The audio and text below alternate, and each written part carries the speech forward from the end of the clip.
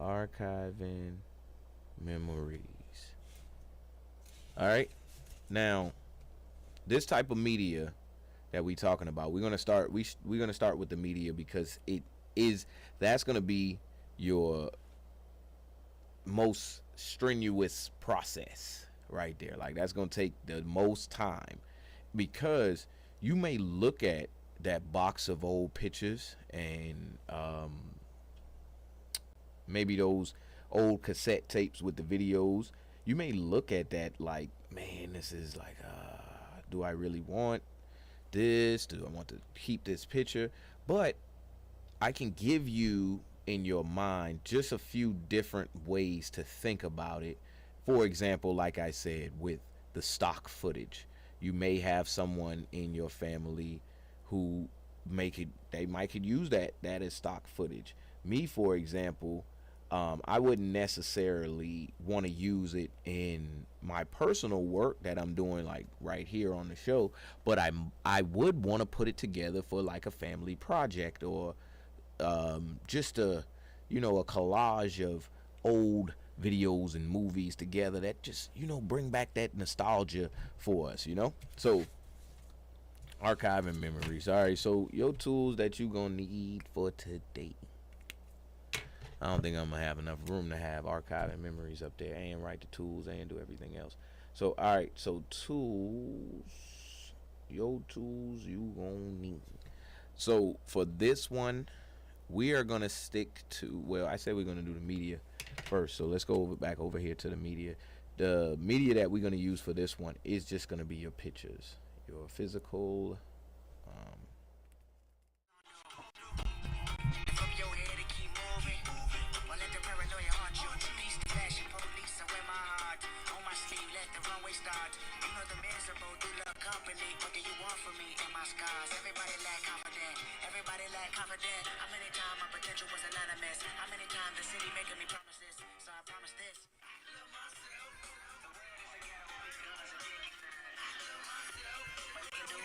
Whenever they want, I don't mind.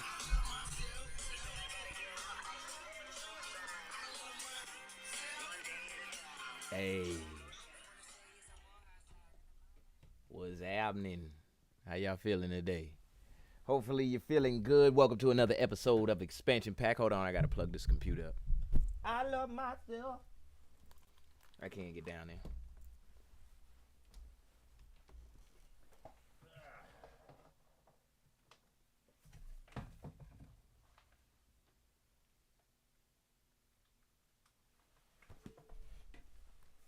Now, hopefully, so I went on and I did some troubleshooting, y'all, to make sure that the audio was working on everywhere. I'm double checking it, triple checking it right now, just to make sure it's good across all the boards. It sound good on Instagram, sound good on YouTube, sound good on Twitch. So we gonna move this thing forward, my people, my people. Welcome to another Healthy Mental Thursday for you. You know what I'm saying? Today we talking about how to keep calm or how to be calm. We gonna look at some chemistry of it. We gonna look at some like ways that many different people may do. Whereas it may be praying, it may be meditation, it may be just whatever it is. We just gonna look at a different aspect of it, and also most importantly the chemistry behind it, because I think if you see the chemistry behind it, I've been doing a lot of reading and just reading and visualizing the things that happen and go on inside of our body. It gives me a different perspective of what's happening when I'm like or I'm like and you know what I'm saying, and I need to bring myself back to or you know what I'm saying. It keeps me in good balance. All right, so let's get that motivation for y'all. Motivation for the day. Hey, what's good, D-Way? How you feeling? Coming in feeling right this AM. That's right. Hey, look, I got the audio fixed up. I'm pretty sure that y'all should be able to hear good out there. I'm going to turn my mic out. I feel like I'm screaming. Hold on. I'm pretty sure y'all can hear good out there. There we go. That's that good mic volume. I'm pretty sure y'all can hear good out there. See, I got my tie on. Me and Eli got our tie on. So We can go ahead and do this thing. This look like it's gonna be good. I love myself. The world is a ghetto. Me. I love myself. They want whatever they want. I don't mind. Hey, look, check this out. Hey, wait.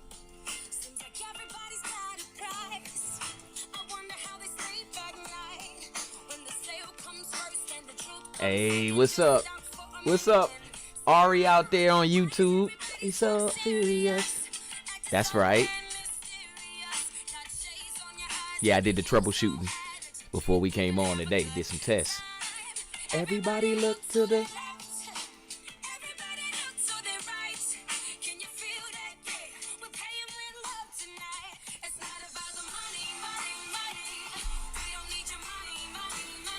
We just want to make the world dance. Forget about the price tag.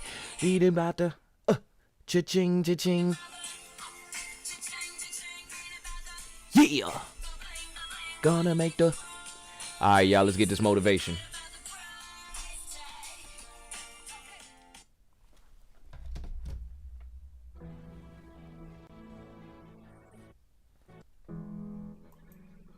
I got y'all. Humankind above the animals is the ability, the greatest ability that God has given humankind above the animals is the ability to choose. A dog can't be anything but a dog. A cat can't be anything but a cat. A human being, Oh my gosh, yes sir. has the power to choose. We can choose. And I'm asking you, what do you see in the future for you? Yes, What sir. brought you here today? Yes sir. What caused you to get up? Yes sir. Let What me is turn it it that up you're for y'all. looking for? You get to choose as much as you want. You get to design it any way you choose. You're not sentenced to your future. You have an opportunity to your future. How do you want it? And if it doesn't make you a little afraid, then you ain't playing big enough. You all have your own unique rhythms and daily habits and things that you need to achieve and the things that you need to accomplish so that you look in the mirror and you feel like, yes, I can. Why choose this as our goal? And they may well ask, why climb the highest mountain? Why fly the Atlantic? There's a choice. You have to choose for your happiness. You have to choose for your well-being. You have to choose for your family. You have to choose for your health and wellness. You have to choose for success. When I made a decision to follow my destiny, I felt it calling. My destiny was calling me. That's one small step for man. We choose to go to the moon in this decade and do the other thing, not because they are easy, but because they are hard. Because that goal will serve to organize and measure the best of our energies and skills.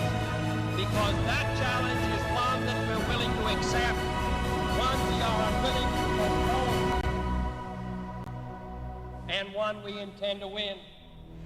One giant leap for mankind.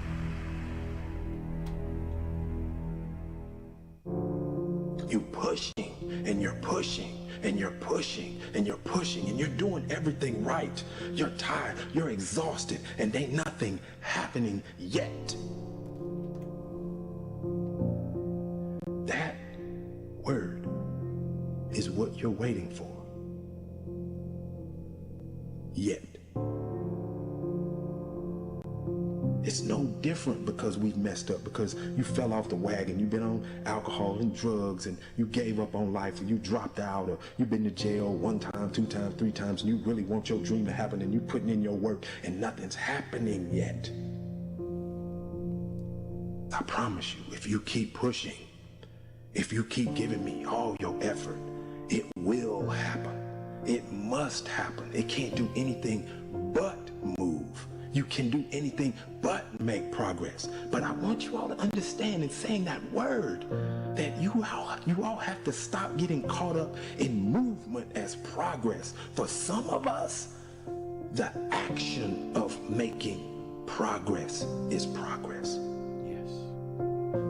The push itself, the fight, you get up and swing and miss, that's progress. You get up and you run at what you want with everything you got and you miss, that's progress. The effort of making the attempt is progress. And so guess what? The goals and the dreams are in that mindset to do nothing. I'll get to it tomorrow. I'll do it the next day. I'll do it the day after that. We're in a mindset of quitting. And if you want to make sure you become successful, it's not will you quit, it's will you stop preparing to quit. Yes, sir. You gotta give up on saying, look, I can do that tomorrow. Look, this is my time for rest. This is my time for break. There is no quit. Guess what? Dreams don't stop. People do. And then you have the nerve to think or to ask yourself why you're not successful. And you see it happen every day. On Monday morning, somebody's gonna get up and they gonna hand in their resignation going to a new job. On Monday morning, somebody gonna get up lifting more than you. On Monday morning, somebody gonna get up running faster than you. On Monday morning, somebody gonna get up with their name higher in the draft than you. On Monday morning, somebody's gonna be getting that scholarship that you could have got. Guess what? On Monday morning, somebody's gonna get up whistling to take that test while you worry. Why? There's no difference between them and you. They're not faster, they're not smarter, they're not stronger, they're not better. They just don't quit. Monday.com. Look at that. The opposite of any And work look. platform we tried in the past. They put an ad right there on the end of that. That should let you know what to do next. You need to get back out there. You need to start whatever it is you was trying to do, because that was perfect timing for me. All right, so we got a lot to cover, and we only got 50 more minutes to get it. So let's get it. I already got what I want to type in for right now. Biology of calmness. Let's see what they give us. Okay. Let's see this. Hello there. Just for good and welcome good to the measure. Sleepy Science Zone. Y'all don't fall asleep now. You don't have to solve anything. You don't have to fix your thoughts or chase calmness like a goal. Just breathe. Let your shoulders drop and your jaw soften. Because even as you rest here, your body and brain are performing one of nature's most sophisticated balancing acts, emotional healing. Modern neuroscience has discovered that emotional pain activates the same neural circuits as physical injury. When your heart aches, the anterior cingulate cortex lights up exactly as it does when your skin is cut. But the brain also has its own pharmacy for repair. With every slow breath, the parasympathetic nervous system begins to rise, releasing acetylcholine and gamma-aminobutyric acid, the body's natural tranquilizers. Cortisol levels fall. Heart rate variability increases. Your heartbeat and breath begin to move in rhythm. This harmony is called coherence, and it's measurable, a real physiological signature of calm. As you inhale gently, the vagus nerve carries the message of safety through your entire system. Tiny electrical signals travel from your lungs to your brainstem, whispering, "You are safe now." In response, your amygdala, the alarm center of the brain, begins to dim its activity, while the prefrontal cortex, the region of compassion and reasoning, grows brighter. Emotional regulation isn't willpower. It's biology returning to balance. Inside your bloodstream, serotonin and oxytocin begin to circulate, chemical threads of comfort and trust. These are the same molecules that bond a mother to her child, or two friends in quiet understanding. They are molecular reminders that connection heals. Even if you're alone in this moment, your body does not interpret rest as isolation. It interprets it as recovery. And beneath that stillness, your cells are listening. Mitochondria slow their frantic work, conserving energy for repair. The immune system shifts from defense to restoration. Cytokines, the inflammatory messengers of stress, retreat, and endorphins, those soft biochemicals of relief, bloom in their place. Now, pause there.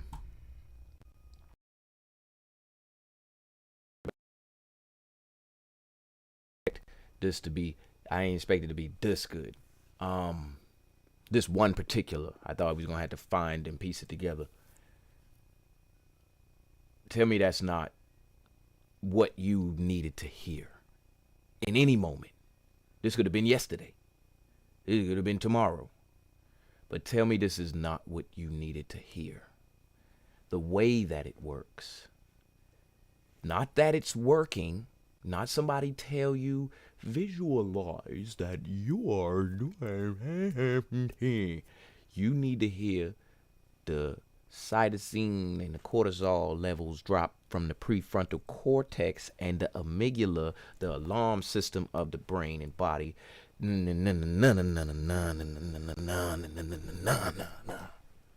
see what I'm saying? You need to hear that. We need to hear that. It gives us an actual picture of what's going on. This is what I saw when he said mitochondria slow their busy work. You know how you be at work and it be like, yo, this is the rush hour. I don't care where you at, whether you at a factory, whether you at Wendy's, whatever. There's always that rush hour. It's like, yo, we working. And then it's that time. Not you on break. You're not on break. But the work just slows down. It's no particular urgency on the work. So you kind of just, hey, man, what's up, man? Hey, yeah. Hey, I'm moving this. I am working. But you know what I'm saying? It's more relaxed. And that's what I thought about when I heard him say mitochondria slow their busy work. And when the mitochondria, what they are is those are what is making the energy for your cells. So imagine they working constantly round the clock. They like, we got to get this food processed. We got to get them to sleep. He going to do this. Da, da, da, da, da, da. So they always working. But then they catch a moment where you're just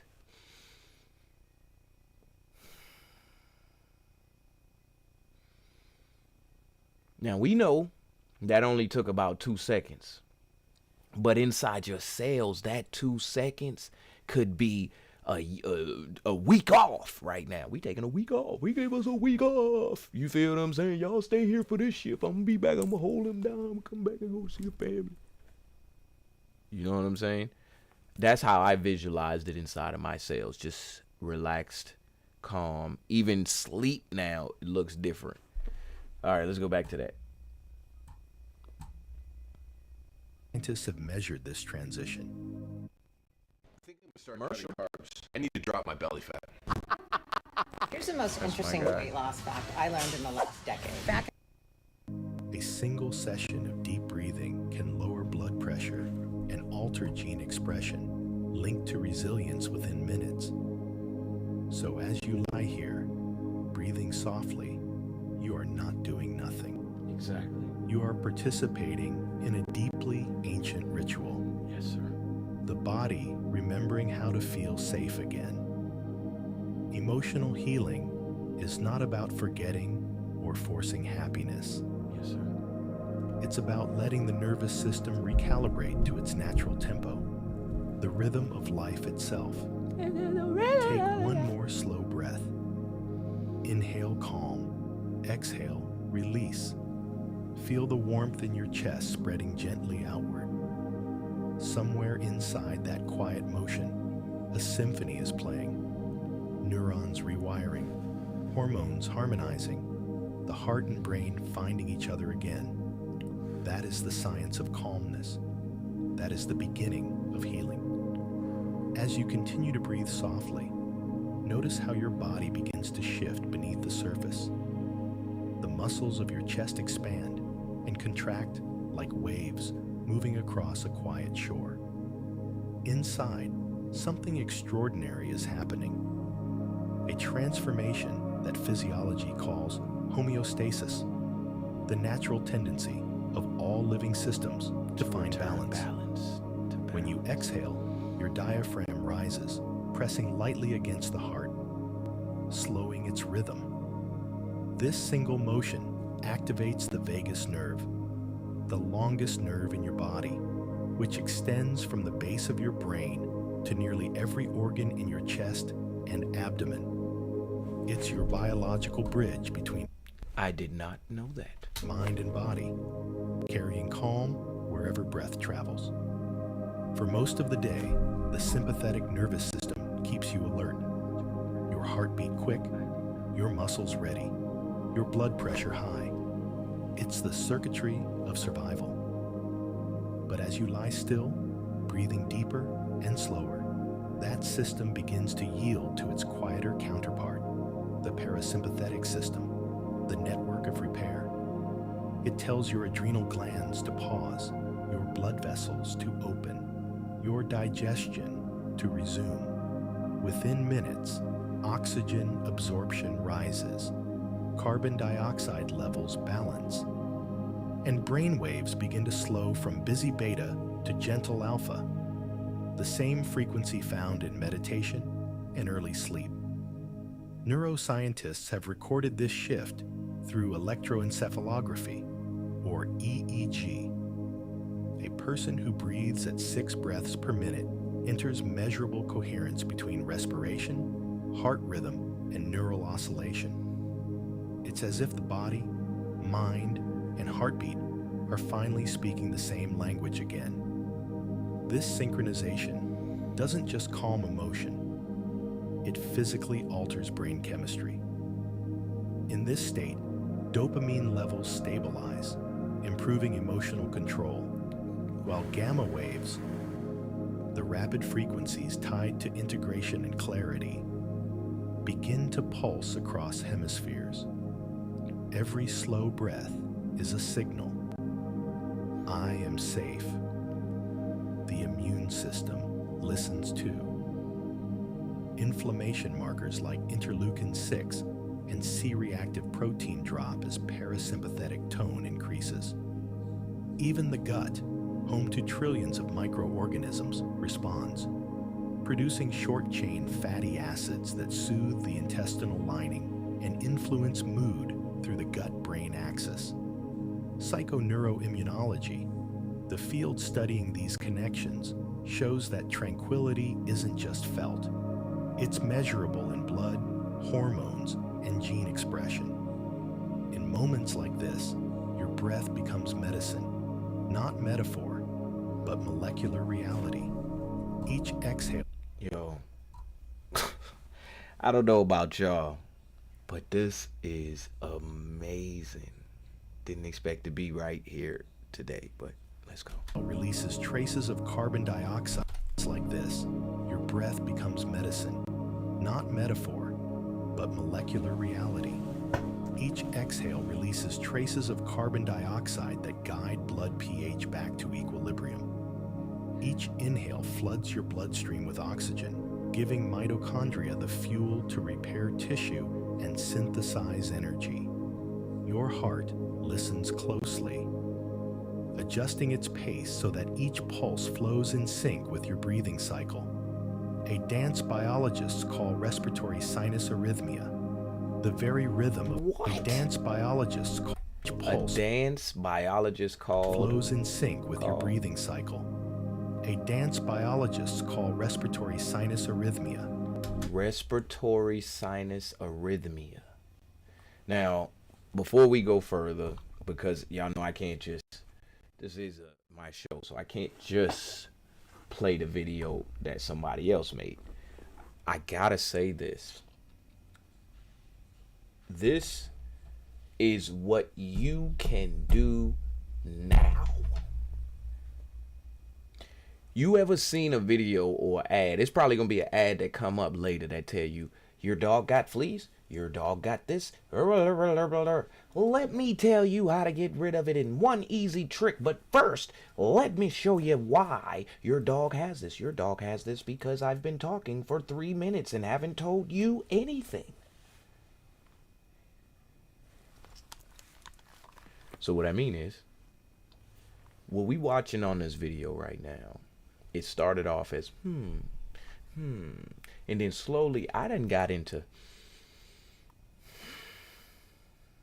by the time he hit the words, your breath becomes your medicine, I'm like, yo, give me more of that. I need more of that before they run out. You feel me? This is amazing. This is what you can do now. You didn't have to wait for me to talk 5 minutes. We should have been breathing this whole time. When the last time you breathed? The very rhythm of calm itself. So let yourself fall deeper into this natural science of peace. The body knows what to do. You don't have to instruct it. You only have to allow it. With each breath, neurons rest, hormones soften, and the invisible machinery of healing hums quietly inside you. Emotional calmness isn't something you learn. It's something you remember. Every cell in your body was born knowing how. Right now, as your breathing deepens, tiny messages ripple through your bloodstream, molecules whispering to one another in a choreography that has evolved for millions of years. 30 Commercial. years later. See, look, here you go. how Watch. does Marissa Watch Tomei what she still say. Look this amazing? Watch. I'm here in Marissa Tomei's kitchen. You look amazing. By the way. Watch. Thank you. 59, going strong. What do you do? What's your secret? I have many secrets. Do you take collagen? I used to, but I guess it comes from like pig and cow parts. Watch. I take collagen from ocean sources. That's the best kind because it's Look, the most she gave similar it away. to human collagen. But it still won't give you the true benefits unless you combine it with a couple of other things. Watch, and then here you you take go. them all together. Here you go. Really? So it's like a special concoction? It's a special concoction. It's my special skincare concoction. And actually, it's really terrific for hormone health, for positive moods, Watch, digestion, for everything I just metabolism. said. Every woman over 30 could be taking it. Spill the tea. What do you take? Do you really want to know? If you want the healthiest drinks, things that speed up metabolism, great for skin, great for hormonal Sign health, up for it's my the link same down rule as below. for foods. Darker equals better. So for instance, a lot of people love tea. Black and green tea are great for polyphenols. Oh, They she have gonna about give it 100 away? milligrams per cup. And if you don't drink caffeinated beverages, don't worry. My favorite herbal tea is rooibos, which Y'all has better write this tons down. of polyphenols and is really great for heart health. But there's a trick. The polyphenols only come out if you steep them for over 4 minutes. Okay, so these are all amazing for your health, but what's crazy is there's a couple of other foods that can be even more powerful than this. You will not believe how good you can feel when you add these next 3 foods to your morning routine. These Keep next 3 watching. foods. I'll explain Yeah, them one by right. one. This is what people aren't talking about when it comes to women's health. Yes. Keep watching. Because then she going to explain them one by one. She done got you. Go down that funnel. The body. Go down that funnel. But if you're paying attention, she gave you everything you need to know. And you can do the research too. Before I go back to playing the video, I want to say this. The only thing that's going to stop you from going as far as you want to go is you. I'm learning that myself. Well, I've learned that myself. That's why I'm passing the savings on to you, folks. This chemistry of calm isn't abstract. It's measurable, tangible, and astonishingly intricate. When you inhale, oxygen enters the alveoli of your lungs and dissolves into your blood. Video because I'm watching this. Hemoglobin captures it, releasing a cascade of signals that tell your cells it's time to heal, not to fight. This simple act, breathing, alters your entire hormonal landscape. At the top of your brainstem lies a cluster of neurons called the nucleus tractus solitarius, the quiet conductor of calm. It receives every breath you take and decides whether the body should speed up or slow down. When breathing is shallow and rushed, the body believes danger is near. But when it's slow and rhythmic, this tiny region releases inhibitory neurotransmitters like GABA, slowing electrical activity across the nervous system. Heart rate slows, muscles release tension, and the mind begins to soften its grip on fear. Meanwhile, in your bloodstream, cortisol, the stress hormone, begins to fade. It's replaced by endorphins, serotonin, and oxytocin, the biochemical trio of ease and connection. Oxytocin, once thought to exist only for social bonding, has now been found in cardiac tissue and the immune system, acting like a universal signal for safety.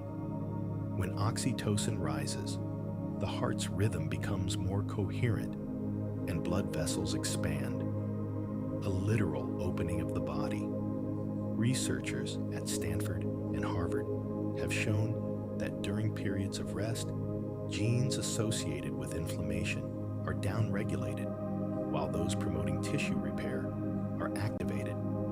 In short, calmness rewrites your molecular script.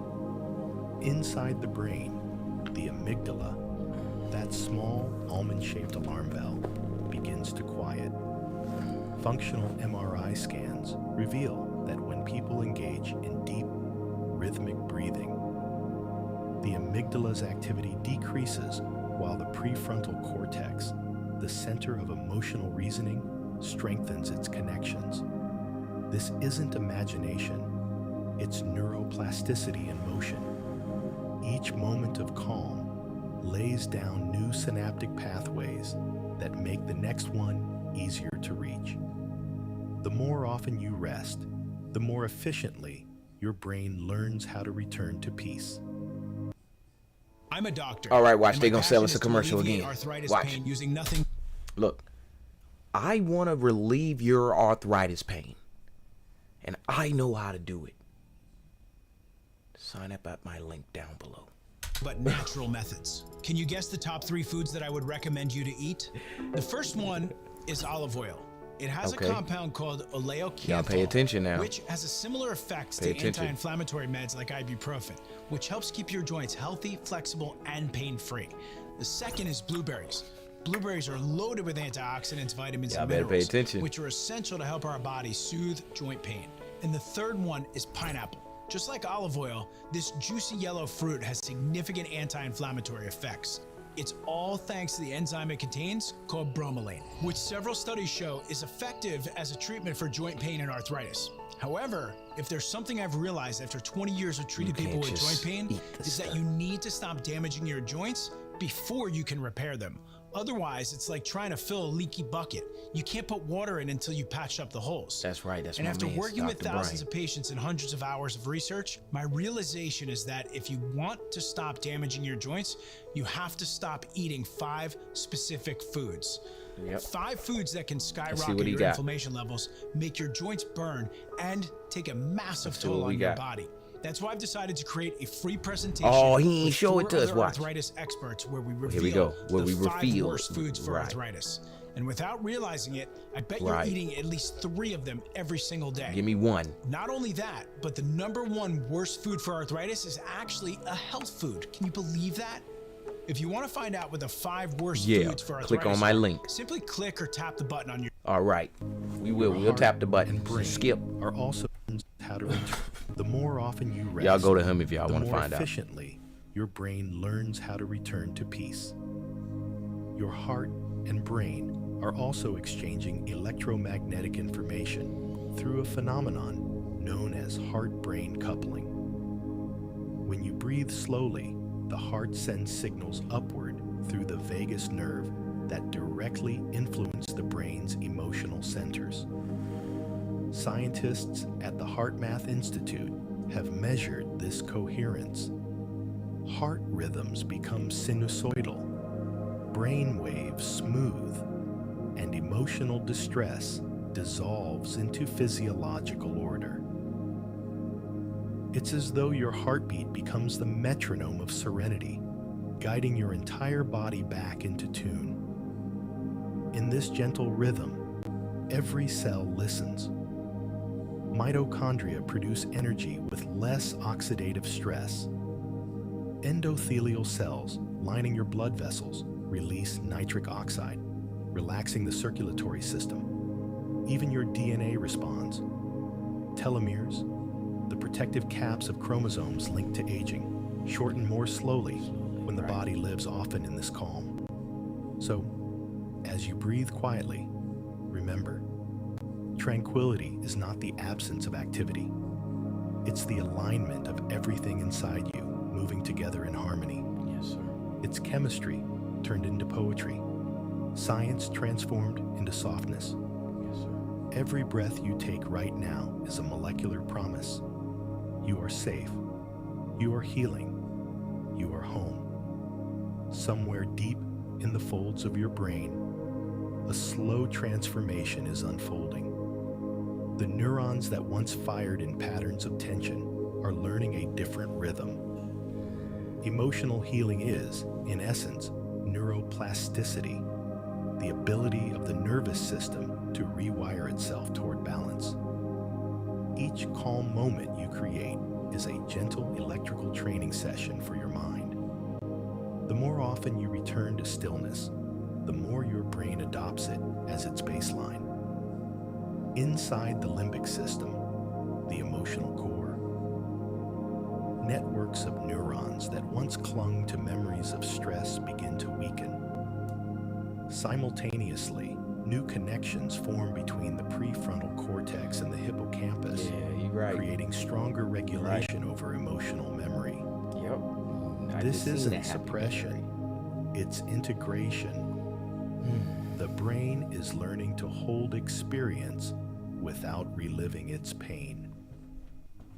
Harvard neuroimaging studies show that mindful breathing increases the density of gray matter in these very regions, particularly the anterior insula, the part of the brain that perceives internal states like heartbeat and breath. When this region strengthens, people feel more anchored, more embodied, less lost in thought. At the same time, waves of slow electrical activity, alpha and theta, begin to roll through your cortex. These are not the waves of distraction, but of coherence. Alpha brings relaxation. Theta invites creativity and emotional insight. Together, they form the neural bridge between wakefulness and sleep, between conscious reflection and subconscious renewal. Psychologists call this the hypnagogic state, the fertile borderland. Hey, we back at it again. The hypnagogic state. Where healing thoughts take root. While your mind drifts here, the default mode network, that restless pattern of self-talk and rumination, begins to power down. In its place, the salience network and executive control network synchronize, creating a sense of presence. You are no longer scattered across past and future. You are fully within this breath, this body, this moment. Scientists describe this shift as a drop in neural entropy, the brain's internal noise quieting until only signal remains. Even your spinal cord participates. The sympathetic nerves that once carried tension through your back and shoulders ease their grip. Blood flow increases to your hands and feet. The body begins to glow from the inside out. Not metaphorically, but literally. Infrared imaging has shown that during deep relaxation, peripheral temperature rises as circulation redistributes energy from the core to the skin, a sign that the body has entered its parasympathetic state. And then there is the mystery of neural synchrony, when large populations of neurons begin to fire in unison, creating a brain-wide resonance. During meditation and deep rest, this synchrony expands, connecting distant regions that usually operate independently. It's as if the mind itself exhales, and every part of it remembers that it belongs to the same whole. So as you listen now, Adobe Stock hey, come on, man. One plan designed for total creative And we don't want to hear this limitless commercial. Access to high-impact videos, images, templates, and more. All in know that your calm is not passive. It is neurological sculpting, the architecture of peace being built inside your brain, one slow pulse at a time. Each breath you take is teaching your neurons a new language, stillness. Each heartbeat is writing a new memory, safety. And within this quiet construction, emotional healing becomes not just possible, but inevitable. Your heart is not just a pump. It's an orchestra. With every beat, it generates an electromagnetic field that extends several feet beyond your body, measurable, rhythmic, alive. The HeartMath Institute has shown that this field fluctuates with emotional states. When you feel anxiety or anger, the pattern becomes jagged and incoherent.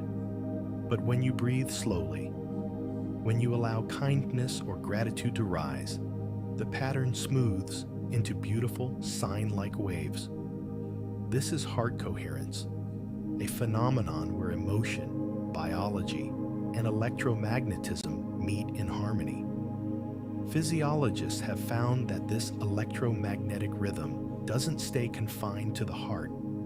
It travels upward through the vagus nerve and communicates directly with the brain, influencing perception, decision-making, and even intuition.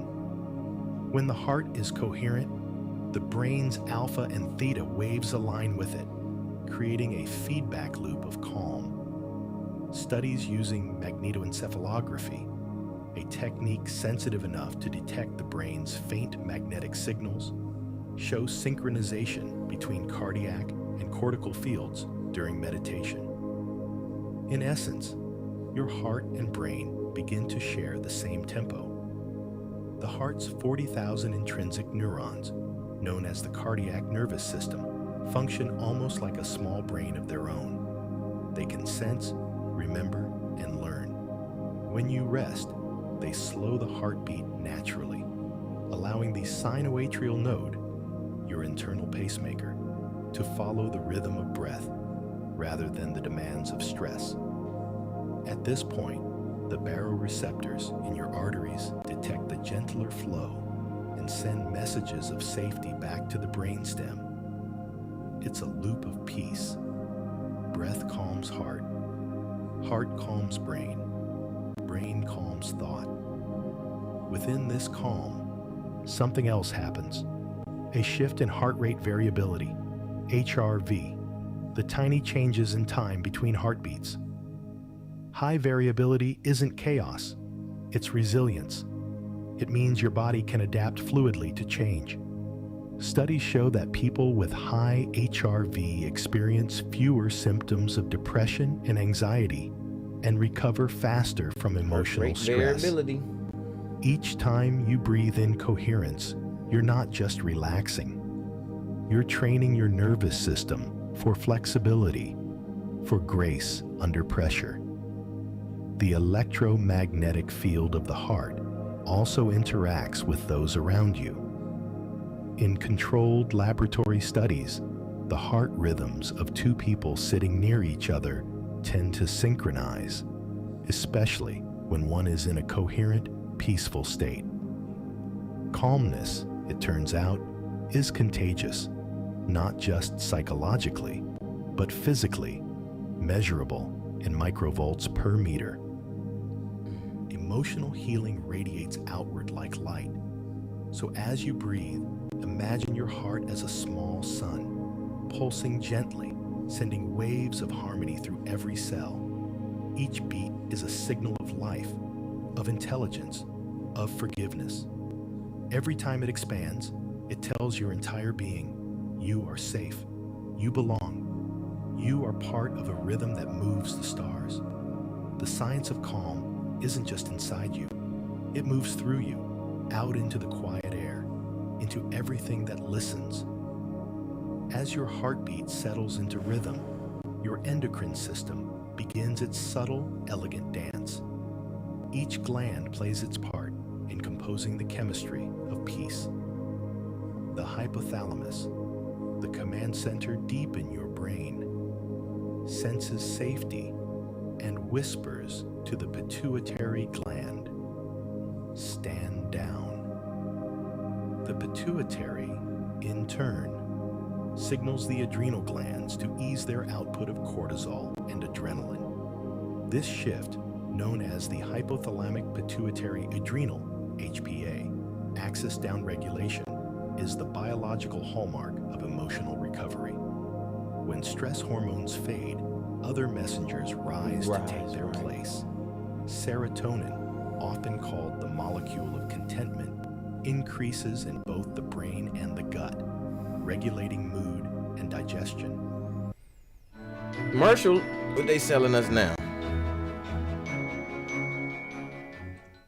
Okay, so I don't know about y'all, but to not have expected this and it be such a monumental, enlightening bit of information for us just through this video. I think we did pretty good today.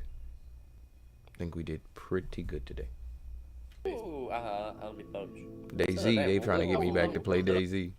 Melatonin, the hormone of night and renewal, begins to pulse from the pineal gland. Before we go any further, if y'all want to look at this video again, feel free to go over to the DGTA_TV YouTube page, and it's right there under Knowledge of Expansion Pack. You click on playlist, I'll show you. You go over to our YouTube channel. You click on playlist, and you come over here to Knowledge of Expansion Pack. It'll give you a list on your right hand side. It's going to start with one of the earliest ones, or the earliest ones I put in the playlist, but you should be able to scroll to the bottom. Oh man, I didn't mean to click that. You can scroll to the bottom. As you can see, it's a lot of them, and there it is right there at the bottom. Oh, I scrolled past it. Maybe I... Come on, Sting, stop doing that. Yeah, there. You see it's right there at the bottom. It's the latest video that I added. You can even possibly, let me see, maybe view the whole playlist in itself as a list, and you can go specifically to whichever one that you want. So let's go back to where we were at. Memory is pretty critical. That's my Without girl. it, we'd never be able to learn, well, Yeah, we know, anything. We know. All right. Fade, other messengers rise to take their place. Serotonin, often called the molecule of contentment, increases in both the brain and the gut, regulating mood and digestion. Melatonin, the hormone of night and renewal, begins to pulse from the pineal gland, preparing every cell for rest and repair. Under melatonin's influence, oxidative stress decreases, DNA damage is corrected, and the immune system fine-tunes its watchful rhythm. It is in these quiet hormonal tides that healing truly begins. At the same time, dopamine, the neurotransmitter of motivation, finds a new role. Instead of chasing reward, it stabilizes into a steady tone of satisfaction, the neuroscience of gratitude. And beneath all this, endorphins, natural opiates produced by your pituitary, soften physical tension and ease emotional ache. They bind to receptors in your spinal cord and limbic system, creating that warm, floating sensation you might feel now. Mm-hmm. This internal orchestra extends far beyond the brain. Hold on, let me see what caused that again. Bind to receptors in your spinal cord, opiates produced by your beneath all this, endorphins, natural opiates produced a steady tone of satisfaction, the neuroscience of gratitude. And beneath all this, endorphins, natural opiates produced by your pituitary.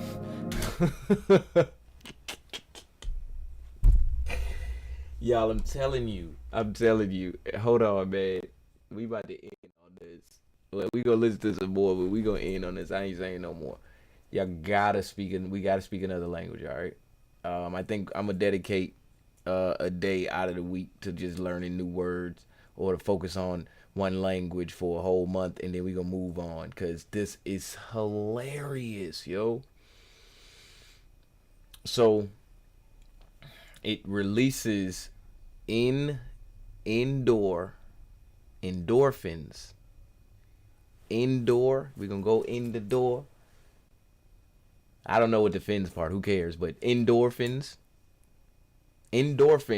allow you to feel like whatever he about to say, but it's an indoor. You see what I'm saying? It's not an outdoor, it's an indoor. We got to start speaking English, y'all.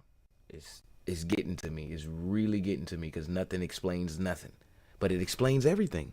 I promise you, explain everything. Endorphins. I'll figure out the fins part later for y'all. The neuroscience of gratitude. And beneath all this, endorphins, natural opiates produced by your pituitary, soften physical tension and ease emotional ache. They bind to receptors in your spinal cord and limbic system, creating that warm, floating sensation you might feel now. This internal orchestra extends far beyond the brain. The thyroid moderates metabolism, slowing energy expenditure so the body can rebuild tissue. The pancreas balances insulin, ensuring a steady flow of glucose to the brain. Even reproductive hormones like estrogen and testosterone find equilibrium, influencing mood and calm through their intricate interplay with serotonin and GABA. When you are relaxed, every hormone finds its natural key, and the entire system plays in tune.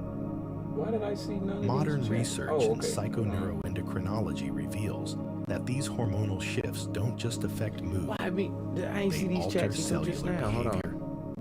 Cortisol. I ain't see these chats until just now. Hold on. Our bodies are amazing. Yes.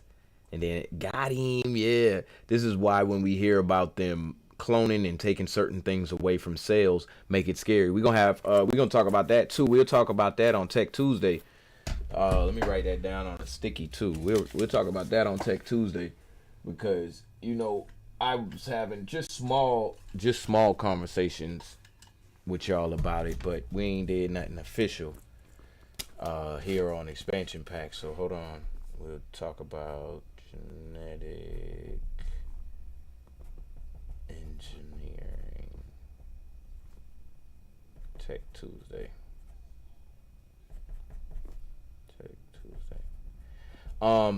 There is something we'll look at. Since you brought that up, we'll look at something. But remember, y'all, go back. Healthy Mental Thursday. We'll watch this video again. This is a 3-hour video. Y'all can do your own homework and watch some of it on your own. But we'll come back to this next Tuesday as well. Next Thursday as well. Let me put that on the sticky. Hold on. Genetic engineering on Tech Tuesday. The most peaceful science facts about emotional healing. The most peaceful. I want to show y'all something before we go though. Don't leave nowhere. Facts about emotional healing. Healthy mental. We'll watch this next week too. Well, not next week when we come back. Week after next. All right, there you go. All right, so there we go. Now I'm gonna keep this chat up because they be messing with me when it come down to the chat sometime. All right, so let me show y'all something. What I found, I was I be researching stuff, and so what I found in the research is that you literally can turn on and off different chromosomes or different genes by the way that you think. In certain situations, whether it be throughout your life, you are literally coded within your DNA or your genetics by the way that you think. So what that science right there was monumental. I'm going to look it up real quick before we go. We got like 5 minutes. That science itself is monumental, because the thought and the implications of that are that you are creating who you are. Well, duh. You see what I'm saying? But sometimes we can try to slide past that or slide around that by saying, well, my circumstances or whatever it is that we say. So it's literally, if you look at the research, the science proves that you are what you think about or how you think. Because it's not just one thought, you carving out thoughts through your mind. And we saw that on another episode too. The more you do it, the more that pathway is carved out. So let's look at this real quick. Does mind set, oh no, not does, let's see. Genes turn off and on by thinking. I spelled thinking wrong, but it's okay. Let's see. Research aims to understand how genes turn on and off. We got 2 minutes. 2 minutes gene expression and regulation. Epigenetics lets it turn off problem genes. All right, turning genes on and off. All right, cool. We'll just watch the first one. My name is Stephanie. I'm the coordinator of the Gecko Project, and we're here today to work with Cadence to have her run through our research project today and all the games that we have going for her inside our mobile lab. Hi, Cadence. Hi. So, are you all ready to go play those games with us in the Gecko Project? Yep. Awesome. So let's head into the mobile lab and get you all set up. Okay, so Cadence, we're going to put on these electrodes on you right now, and these are to monitor your heart rate, and then these two are going to go on your hand to monitor your skin conductance, so that little bit of electricity that comes off your skin. So right now, Cadence is playing our computer game while we're monitoring her physiological signals. So on the monitor, we'll watch her ECG, so her heart rate as it changes as she's going through the game, going through the challenge of the game. Her respiration, so her breathing is on here as well. And the GSR signals, which is the skin conductance. So the electrodes that we put on her hand, that's what this is showing up as, to see the physiological changes as she's going through the game, learning the new rules, dealing with the challenge or the stress that we're presenting to her right now. All right, Cadence, so now we're going to do our taste test. And so for this taste test, I'm just going to put a few drops of liquid in this pipe and put it on your tongue. And you're just going to have to hold it in your mouth for 30 seconds and then tell me what you think it is. Okay, what is this part? And just hold it in your mouth for me for 30 seconds. Cadence don't know what the heck that is. Okay. What did you think it was? Sour lemon juice. Yes, good guess. That's exactly what it was. So that lemon juice, because it's so sour, you know, we saw your face cringing, but that's what makes probably your heartbeat a little faster. Maybe your breathing changed a little bit. That's what that's what we were trying to get you to do. So that was the reaction that we were trying to get. And that's going to show up on the computer for us too. So Cadence, this is the very last part. And what I'm going to do is put this I wonder what this show. I want to see what it show. Study session. This is everything that we do in a Gecko Project study session today too. They ain't even tell us what it's supposed to show. Man, y'all wasted my last 2 minutes of my show. Basically, what I was trying to get to show y'all is that the way that your genes express themselves changes with the way that you think. Your heart rate, your respiration, all of the above. All right, this has been another episode of Expansion Pack. I'm your host, Dan F. Man. I ain't gonna hold y'all up too much longer. We got a lot to cover going forward. Now I got my sticky notes, so we gonna get into all of this stuff, because I feel while we watch that episode, anybody who was in here watching that episode, we grew. We grew together. And I don't know, I'm a better person because I just took the time to breathe. That's all. This has been another episode of Expansion Pack. I'm your host, Dan F. Man. Thank y'all for joining me on another Healthy Mental Thursday. I'm going to get off y'all nerves. And this is DGTA TV. See you later, y'all. Sure that history is not forgotten. Here are the top 5 home computer flops from the 1980s. Let me see what you got. Hey, where all of my stuff go?